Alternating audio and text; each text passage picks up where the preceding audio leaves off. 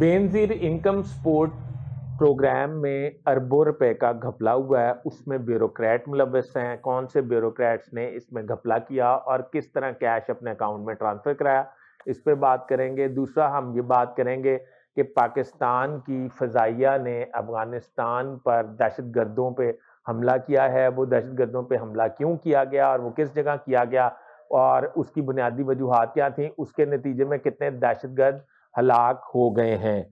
इसके अलावा पीटीआई ने असम्बलियों से और सेनेट से इस्तीफे देने के बाद नई हिकमत अमली का ऐलान कर दिया है। वो नई हिकमत अमली क्या होगी और उसके बुनियादी मकासद क्या हासिल किए जाएंगे, इस पर भी बात करेंगे। बराए मेहरबानी मेरा चैनल सब्सक्राइब कर लें, बेल आइकन के बटन को दबा दें। मैं आपका बड़ा मशकूर रहूँगा और अपने कमेंट्स में मुझे ज़रूर जो है वो रहनुमाई फरमाया करें। पाकिस्तान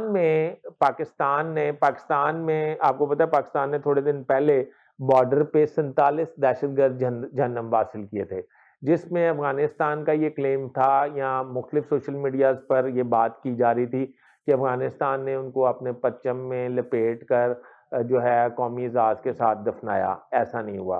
अफगानिस्तान ने उनकी लाशें काफ़ी देर तक बॉर्डर पे पड़ी रहीं। उसके बाद अफगानिस्तान ने गधों पर उनकी लाशों को लेके गए और उसके बाद दफनाया गया, उनके लवाकीन के वाले किया और उन्होंने दफनाया। इसका मतलब ये कि वो भी उनको दहशतगर्द ही गर्दानते थे। अब हुआ ये कि कुछ दहशतगर्दों के बारे में इल्म हुआ कि उन्होंने पाकिस्तान में एक दहशतगर्दी गर्दी की नाकाम वारदात करने की कोशिश की है और वो फरार होके वापस अफगानिस्तान चले गए हैं। और ये दो मुख्तलिफ, जब हमारी इंटेलिजेंस ने सारा सर्च करना शुरू किया तो दो मुख्तलिफ जगहों पर ये दहशतगर्द मौजूद थे, नंगरहार और खोस्त में। और ये इस जगह पे छुपे हुए थे और इसका नंगरहार का ज़िला स्पेरा और गांव लाहौरी। तो पाकिस्तान की फ़ज़ाइया ने इनको टारगेट बनाया और इनको निशाना बनाया और ये दहशतगर्द मौके पे हलाक हो गए। अफगानिस्तान की हुकूमत ये कहती है कि ये दहशतगर्द पाकिस्तान ने हमारी फ़िज़ाई हदूद जो है उसकी वायलेशन की है। पर पाकिस्तान की फ़ज़ाइया ये का मौक़िफ़ है या पाकिस्तान का मौक़िफ़ है कि हमने अपनी आपकी फ़िज़ाई हदूद की वायलेशन नहीं की, बल्कि पाकिस्तान में रह के उन्हें निशाना बनाया गया है। और वो दहशतगर्द पाकिस्तान को मतलूब थे और वो पाकिस्तान से ही भागकर अफगानिस्तान में छुपे हुए थे। तो ये एक बड़ी अच्छी अचीवमेंट है पाकिस्तान की। दूसरा ये है कि पीटीआई ने नई हिकमत अमली का वो प्लान कर लिया है। उनका ये ख्याल है कि कौमी असम्बली, सेनेट, सूबाई असम्बलियों से जो इस्तीफे देंगे उनके अरकान, उनकी असम्बलियों के बाद जब कौमी असम्बली का सेशन होगा या सूबाई असम्बली का सेशन हो रहा होगा, तो उस वक्त ये जो लोग इस्तीफे देंगे ये लोग बाहर जाकर अपनी एक अवामी असम्बली का इनेकाद करेंगे और ये वहाँ पे उसका एक प्रॉपर स्पीकर होगा और ये बताया जाएगा कि हकीकी असम्बली ये है और हकीकी एमएनए और एमपीए और ये सेनेटर्स ये हैं। इसको दुनिया भर में कैंपेन के तौर पे यूज किया जाएगा कि पाकिस्तान में उनके हकूक की पामाली की जा रही है और उनको पार्लियामेंट में हिस्सा नहीं दिया जा रहा और पाकिस्तान में जमहूरियत नाम की कोई चीज़ नहीं है। ये पीटीआई की आइंदा की हिकमत अमली है।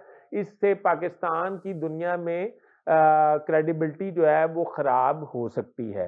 अब आ जाते हैं बीआईएसपी, जिसके ज़रिए गरीब तरीन जो सतह गुर्बत की लकीर से नीचे के सतह के जो लोग हैं, जिनके पास खाने के लिए रोटी नहीं होती, उनको BISP Benazir income support programme का इनेकाद किया जाता है। बड़े अरसे से चल रहा है।